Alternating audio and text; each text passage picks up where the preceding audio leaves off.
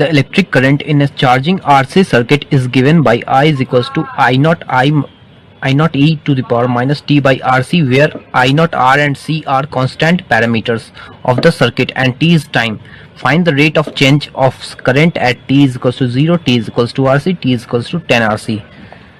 Solution, since यहाँ पे हम लोग देख सकते हैं I जो है उसकी एक रिलेशन दी गई है, इक्वेशन दी गई है I नॉट E के power t minus R and C के टर्म्स में, सो जिसमें कि I naught R and C जो है सो कांस्टेंट पैरामीटर से लिख दिया गया है। तो जब भी हम लोग रेट निकालते हैं तो एक वेरिएबल पैरामीटर के रिस्पेक्ट में निकालते हैं। तो since I is equals to I not E minus t by RC, so यहाँ पे वेरिएबल पैरामीटर है di बाई dt, t के टर्म्स निकालेंगे, सो I नॉट तो कांस्टेंट टर्म है एंड e के पावर माइनस टी RC का जो डिफरेंशिएशन होगा वो होगा into -1 by RC। So overall minus I not by RC e के power minus t by RC। Since ये जो है e के पावर माइनस x टर्म्स के तरीके से डिफ्रेंशिएट होगा, e के power minus x into -1, where coefficient जो है सो -1 बाई RC हो जाएगा। सो अब हम इसमें वैल्यू पुट करेंगे, since a value at t is equals to 0, तो t इज इक्वल्स टू 0 पर di बाई dt जो होगा सो होगा minus I not by RC into e के पावर -0 बाई RC। सो ये हो जाएगा 1 एंड बचेगा minus I not by RC।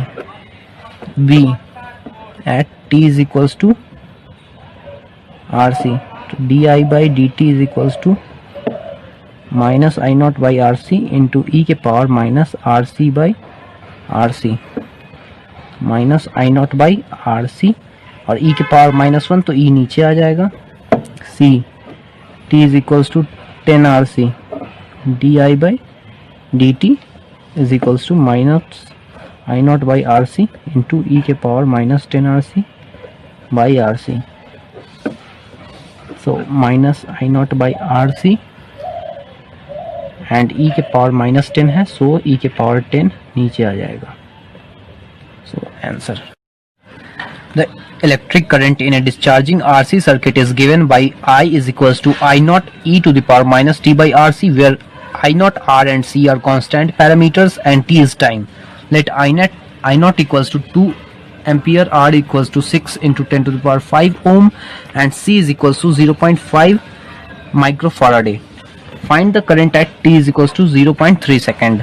So इसका सॉल्यूशन होगा क्वेश्चन ए का, सिंस रिलेशन दिए हुए है I is equals to I not e to the power minus t by RC, जिसमें कि I naught R and C जो है सो कांस्टेंट पैरामीटर्स है and I naught R and C की वैल्यू भी दी गई है।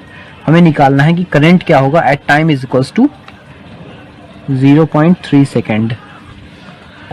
सो अब हम निकालेंगे, इसको पुट करेंगे, I is equals to I nought की वैल्यू है 2, E की वैल्यू तो दी नहीं है, t की वैल्यू दी है 0.3 बाई R हो गया 6 into 10 to the power 5 into 0.5 into 10 to the power -6। R को C की जो वैल्यू होगी so 6 into 5 into 0.5 into 10 to the -6 and इसकी जो यूनिट होती है सो होती है पर सेकेंड, तो ये आया 0.3, कैलकुलेट करके देख लीजिएगा। सो 2 इंटू ई के पावर 0.3 बाई 0.3 कैंसिल हो गया, सो 2 बाई ई एम्पियर। अब हमें निकालना है B, rate of change of current at t is equals to 0.3 second. Since rate of change निकालना है तो रेट जो होगा सो चेंज होगा टाइम के रेस्पेक्ट में ही करंट का, सो इसको हम लोग डिफ्रेंशिएट करेंगे, तो di by dt is equals to, इसको डिफ्रेंशिएट करेंगे तो अगेन पिछली बार की तरह I not by RC e के power minus t by RC हो जाएगा इसका डिफ्रेंशिएशन एंड इसकी वैल्यू पुट करेंगे at t is equals to 0.3 second, तो di बाई dt हो जाएगी आई नॉट की वैल्यू पुट करेंगे 2/0.3 RC की वैल्यू माइनस ई के पावर माइनस 0.3/0.3 माइनस 2/20 ऊपर जाएगा 3 नीचे आएगा and e so ampere per second, because ये रेट ऑफ चेंज है इसलिए ampere per second. C find the approximately the current at t is equal to 0.31 second. तो कह रहा है कि अप्रोक्सीमेटली निकालना है current at t is equal to 0.31 second. Since हम लोगों ने निकाला है 0.3 सेकेंड पे करंट क्या होगा वो इतना होगा, तो 31 सेकेंड के लिए निकालने के लिए हम लोग निकाल लेंगे कि 0.01 सेकेंड में कितना चेंज होता है करंट एंड देन उसको ऐड कर देंगे, फिर हम लोग का अप्रोक्सीमेटली करंट आ जाएगा 0.31 सेकेंड पे। सो हम लोगों ने ये भी निकाला है कि चेंज किस रेट से हो रहा है, तो चेंज हो रहा है हमारा करंट ये इस रेट से, जैसा कि हम देख सकते हैं di is equal by d t is equals to इतना हम लोग निकाला था 20/-20/3 एम्पियर पर सेकेंड। तो इसको अब एक सेकेंड में -20/3 एम्पियर चेंज हो रहा है, means change in current in 1 second is equals to -20/3 ampere. तो 0.01 सेकेंड में निकालना है, तो change in current in 0.01 second, so -20/3 into 100 e ampere. जो अब जो चेंज आएगा सो क्या है -2/3 30 ई एम्पियर एंड अब इस दोनों का सम निकाल देंगे तो अप्रोक्सीमेट करंट आ जाएगा।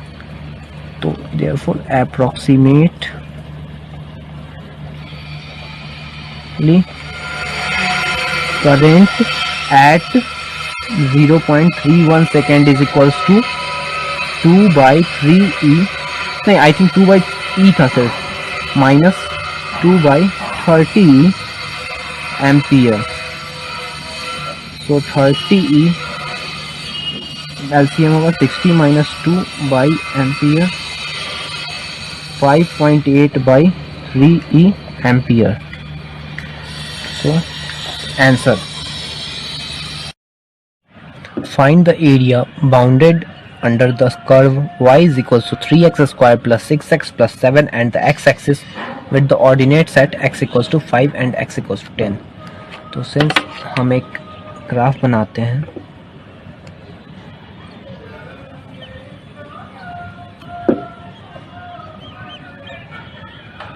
एक ग्राफ है जिसमें कुछ इस तरीके का ग्राफ है, parabolic graph and so x equals to 5 to x equals to 10 से लेके और इस ग्राफ के एरिया अंडर द कर्व निकालना है। मतलब कि ग्राफ और x equals to 5 and x equals to 10 में जितना भी सरफेस बाउंडेड है उसका एरिया निकालना है।